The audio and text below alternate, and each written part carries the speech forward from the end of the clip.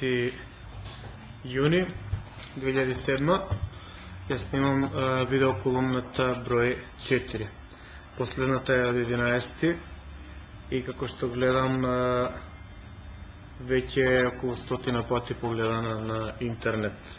Направив една кратка сума на бројки на видеоколумната, која што досега е објавена во 3 продолженија, односно во 3 дена снимана, и се изненадив што бројките за една недела покажуваат дека колумните по разните видеоканали се погледани 720 пати.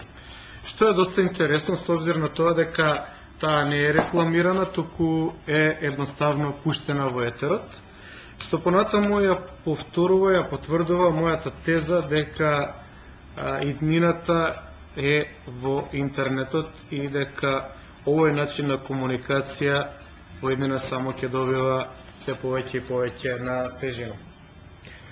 Денеска сакам да кажам нешто малку околу овој британецов богаташот Морли, кој што знаете како заврши неговиот случај со газењево на двајцата наши сограѓани, усмртувањето и една перверзна ситуација во која што роднините посакуваа тој да не биде осуден. Сите зборуваа за тоа дека Морли најверојатно платил за да не биде осуден и дека едноставно богатово човече и избега на правдата, а двајцата луѓе што беа згазени и целата таа пародија околу судењето го, според мене,